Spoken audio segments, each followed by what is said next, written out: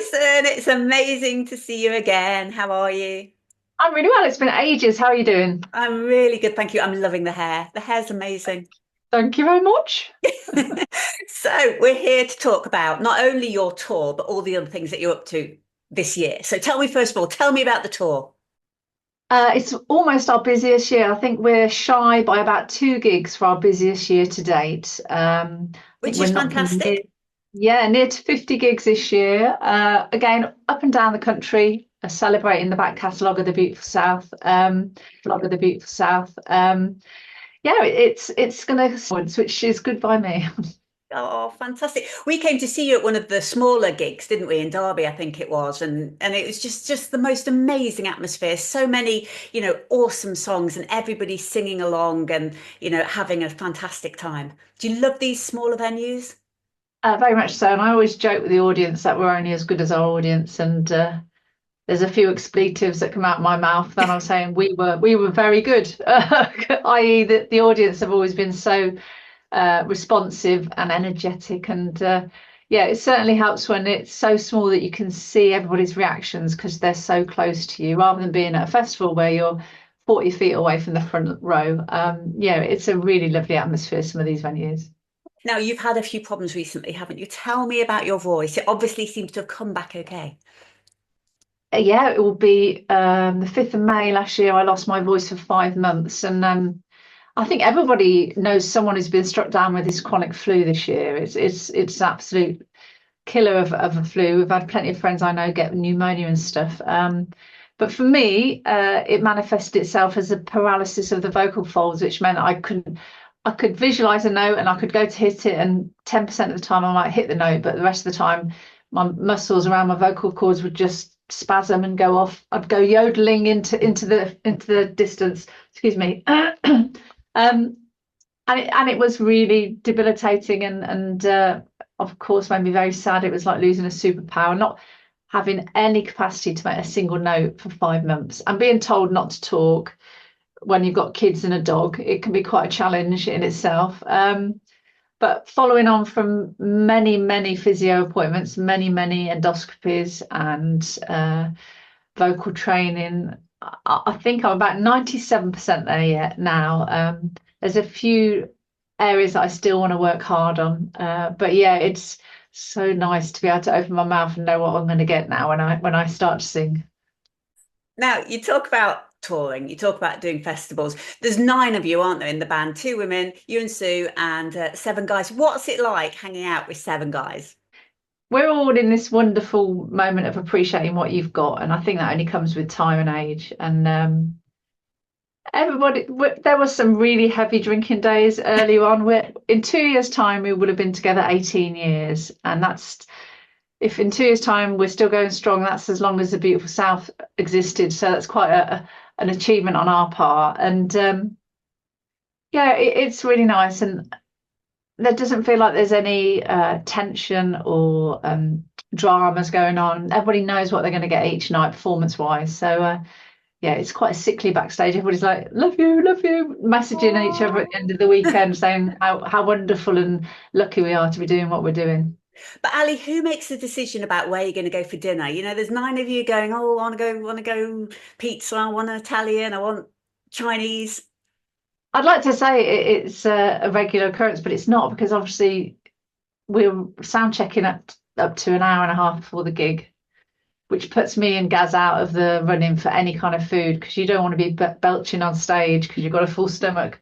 So the opportunity to actually hang out collectively in a meal situation very rarely happens. If we've Ah, day off between gigs, and that's quite rare because our gigs tend to be weekends based. So it's meet up on a Friday, leave on Sunday or Monday.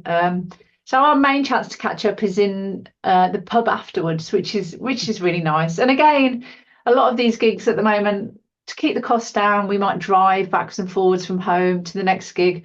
So the actual occurrence of us all being in one place at the same time, kicking our shoes off and relaxing, it is very rare. In fact, the biggest time of the year for us will be Home Firth in December, which is a kind of our Christmas party. That's how we like to think of it. We have 2 days in the same venue. We have a big Christmas lunch in between day one and day two.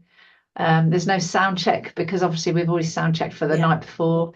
And then we just get to hang out, and it's usually a 2, 3, 4 o'clock in the morning finish because we know we can lie in the next day. It's lovely when we can hang out. Now, I love it when you play Rewind, and I was absolutely chuffed to bits when I saw your name on the bill for this year for Rewind South. We'll be there doing our backstage interviews again, so you've got to make sure you come and have a little chat. But what's so fantastic for you at Rewind? Well, you know me. I love going to music gigs. I love to celebrate. I'm a constant visitor as a punter to Butlins 80s weekends. You go in Um, disguise, don't you? yeah, exactly, and that's what I like to do at Rewind is make backstage aware. Yes, there is a person going to be walking around stage looking like they don't belong because they're dressed up as, I don't know, George Michael, or they're dressed in camouflage like an army veteran. I said, but don't panic because I've had them run up to me before, like, excuse me, what are you doing here? And I'm like, oh, it's okay, it's me. Because they're not used to the performers like mucking in and having a good time. But I've had so many great memories going as a punter. In the past, we've performed on a Sunday, and I've tended to go on the Saturday and spend overnight and really enjoy the whole weekend. This year, I'm happy to say we're on a Saturday, which should be a great atmosphere because Sunday's always a bit of a gamble because people could have spent themselves and gone too hard on Saturday, or the weather might not be up to scratch. But yeah, Saturday, I think we'll be on sometime in the afternoon, so it should be a really, really nice gig. Now, tell me, how do you prepare for your tour compared with how do you prepare for something like Rewind? Is it completely different? Do you do exactly the same every night on the tour and slightly different at Rewind, or do you not need to rehearse for the tour anymore? What's it like? We tend to rehearse any new material or recap old material at sound checks. There's less of a necessity for a whole band rehearsal. As far as routine, no, nothing really changes apart from obviously on some festivals you don't have a sound check. You Oh, literally just have to do a line check and you're on. Obviously, there's a condensing of the set. It's usually a lot less than a 90-minute set. It might be an hour, it might be half an hour or 20 minutes. So obviously then you have to sit down and work out which of these wonderful hits you have to slash from the set because there's so many to choose yes. from. And vocally, all of the three vocalists in the band, we all do a vocal warm up. The brass will do a brass warm up. So there's not much that will change. It's just finding space to do it because obviously at a festival you're usually given one kind of porter cabin between 9 of us, which is a bit of a squeeze Yes. anyway. So you might find us wandering around the back ends of all the porter cabins, sounding ridiculous, doing vocal exercises just to warm up. But yeah, but it doesn't really change that much.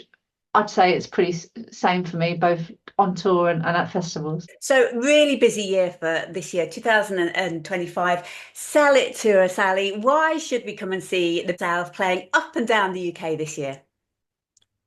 Well, I try and tell people if you've never been, what can you expect? You can expect a real celebration of the back catalogue. It's about celebrating Paul and Dave Rothery's writing and how these songs have stood the test of time. We really encourage an active audience. You don't, if you want to sit there with your arms folded and listen, that's absolutely fine. But if you want to get up and dance and sing, we encourage that as well. Yeah, it's about celebrating this brilliant music. And I've had friends come along to support me who don't really know the back catalogue. And they're like, well, I'm coming because you're my friend and I'll support you. But then their jaw's on the floor at the end of the gig. They're like, I'd forgotten how many songs I knew. And I think that's the real beauty about this band is they're part of the British psyche. They're ingrained. I think a lot of people have been brought up with this music and they're unaware that they know these songs. And yeah, it's a wonderful collection of music. I get so much joy out of performing them, and whether it's Rotterdam or Don't Marry Her, the electricity off the audience, the lighting up when they recognise the chord progression, it's really special.